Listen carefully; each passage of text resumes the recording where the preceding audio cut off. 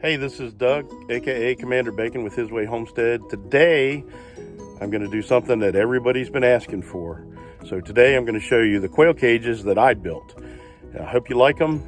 Please leave a comment below what you think about them. Stay nice. And please, if you haven't before, hit the like button for this video if you like what you see. Hit the subscribe button, hit the little bell so that you get notifications when we get new videos. I'm trying to put a lot of content out here on YouTube. We're new, so we don't have a whole lot right now, but we're getting a lot out there. So stay tuned. Be right back and show you my quail cages.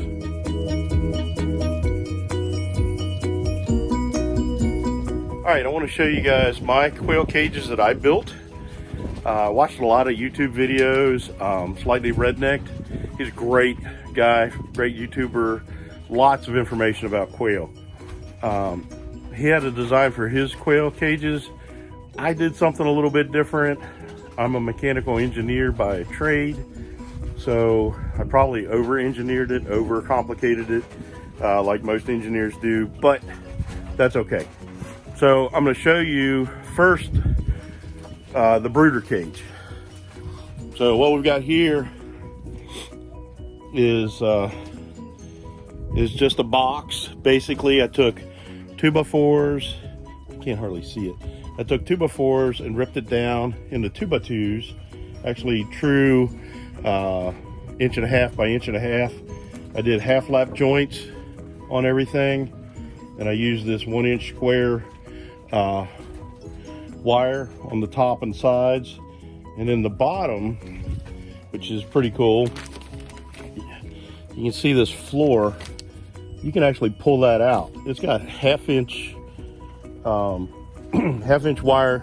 on it right now, and that's for bigger birds. And this floor here has 1/4-inch mesh, and that's for little birds, so that they don't tear their feet up. So it's just a simple design. It's got a top door with hinges, so you can open it up and deal with the birds. Right now we just have regular water bottles in it. That's some of the simplest thing to do. I do have this corrugated plastic that I put over top of where the feeder is, so that the feeder doesn't get wet and the food gets all ruined. So I just slide that over, and then I can access the feeder. And the birds are pretty happy in there. I got to clean the water out again. I'll show you on the breeder cages. I do have an automatic water that's hooked up to a bucket, and it works really well. And I want to incorporate that into this brooder cage. Because I don't know about you, but filling up those water bottles every day, no, I don't like doing it. So if all I have to do is fill up a water bucket, a 5-gallon bucket, and it's gravity fed, and they get as much water as they want, and they're happy, that's the way to do it. So right now it's so muddy inside this area, and you can see we've got one of these carport canopies to keep the rain off of them. That worked out really well. So next I'm going to show you the breeder cages, so sit tight. All right, so I want to show you my breeder cages. What I did, let's go down to the other end. I did the same kind of construction that I had with the brooder cage. So it's all 2x2s, half lap joints, and you know, I got the end piece and it's bolted to the back piece. Back piece has its own little rectangle here, and you can see that, and all those are independent and they're all screwed together. So I did like a pocket hole and then screwed it together, so everything can come apart if I needed to. If I have to replace a piece, I can do that. But the big key to this is where the birds are, it's just a rectangular box. So in order to get the eggs to roll down, I pivoted the box on the legs, and that way I can change the angle to whatever it needs to be because I couldn't figure out exactly what the angle was. There's a lot of people that said, oh, it has to be this, it has to be that. And I've tried it that way sometimes, or I've seen people build cages and they never got the angle right. It either rolled too fast and it broke the eggs, or it didn't roll enough. And you can see this one doesn't really roll enough, but I think that is because I didn't get the wire tight enough for the floor. So you can see there's little humps there. This was my first breeder cage, and I'll show you on the other one so how much it improved when I took the time and made sure the wire was tight. So basically each set of breeders, so I've got, this one has 1 male and 3 females. This one has 1 male and 4 females. But each set of breeders has a 2 foot by 2 foot area that's exclusive to them. So again, you got the door that hinges up, and there they are. And see the automatic waterers? It's just a little cup system. They push on the yellow little stem in there, and they get all the water that they need. It's a gravity flow system. I really like it. It's great to use. You can see I have the 1/4 inch wire between the cages. I'm probably going to replace that with like a solid piece of wood or something, because I don't really like them looking and staring at each other. They kind of get feisty with that. Now the feeders are on the front, and it's just a standard J feeder that we got from Bass Supplies. But if you can see, we took some 1x1 wire mesh and attached it to where they feed, and that keeps them from scratching the feed out and wasting it. Quail are really bad about wasting food, and $20 for a 50-pound bag is pretty expensive, and I just don't want to waste it. So each group, each area has their own feeder and 2 waterers. So two waterers for 5 or 6 birds is plenty. I think it works really well. And you can see this, the eggs roll down here, and then there's a little lip that are formed up, and that stops them from rolling out and hitting the floor. So the other part of the hinge part of the box is you have to secure it to the legs in the front. So all I did, I just used C-clamps, right? Until I made sure that the angle is right for the eggs to roll down. This, like I said, this 3-hole this 3-hole cage system here works really well. They roll down really well.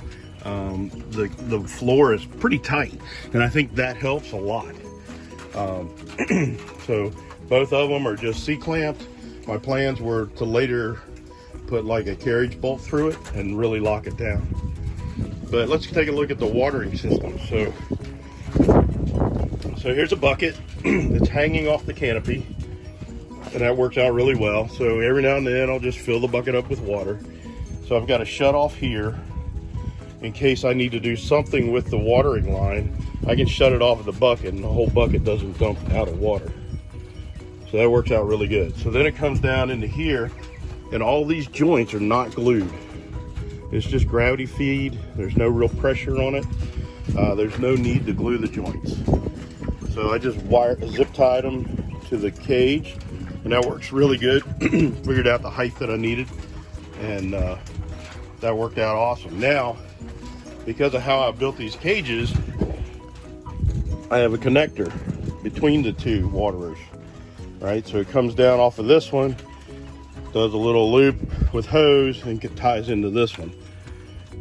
And the other thing that with the no glue, like last night it was, or this morning it was like 19 degrees, and it was already starting to freeze up last night. So I pulled, all I had to do was shut off this water, shut that valve off, and I just pulled this out and let it go down.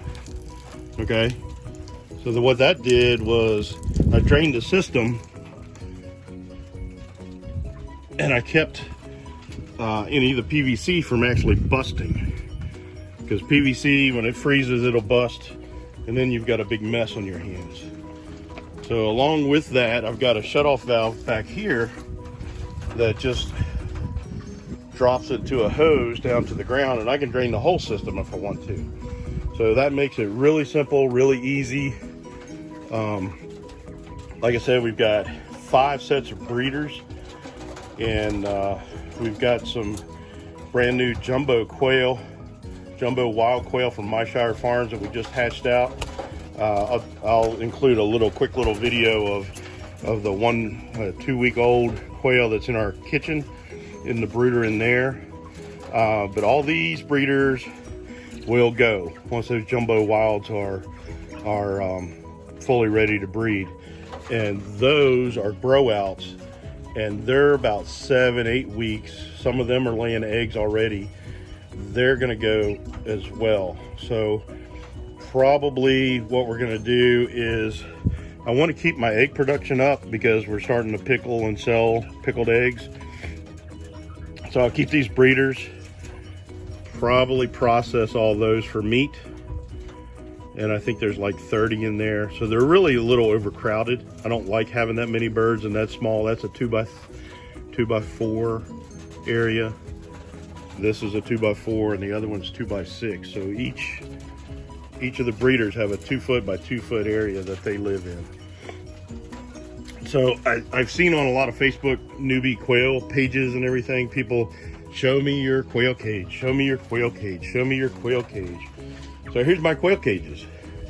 Easy peasy construction, all pressure treated 2x2s that were ripped down to, 2x4s that were ripped down to 2x2. And we put some plastic around this brooder cage because we had a lot of wind, and I was just trying to keep the wind off the little birds, and that helped a lot. But you can still get rain come in and hit them here, but I wanted the sunshine to hit them. They get a little wet, as long as it's not freezing, they're okay. So anyway, I hope this gives you some ideas of what you want to do and how you want to set up your quail cages. Comment, ask questions, whatever. I can probably have some drawings made up for this setup. I might be able to make those available to you if you want it. There's nothing complicated about this. These are small little birds. They don't take up a lot of space, and they're easy to deal with. These are great birds to start off with if you want eggs. They're much simpler and easier to deal with chickens. Chickens are bigger. Chickens take longer before they start laying. These will lay in 6 weeks after they're hatched. We did have one problem last night. I came out and fed them, and I think it was this group. The male that was in here was dead. It looked like there was some blood around its feathers, tail feathers. Not sure exactly what killed it. Quail sometimes just die.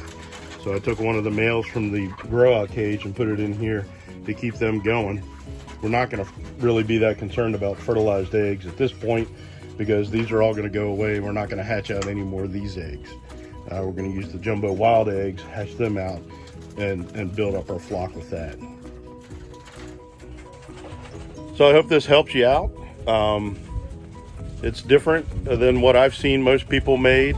They usually make some kind of big cage. This is basic, simple, nothing really fancy about it. Like I said, it's easy to access it. We're in a secured area with the dog kennel panels around here, semi-secure. We did have a dog break into it the other night. We patched the fence, we fixed that.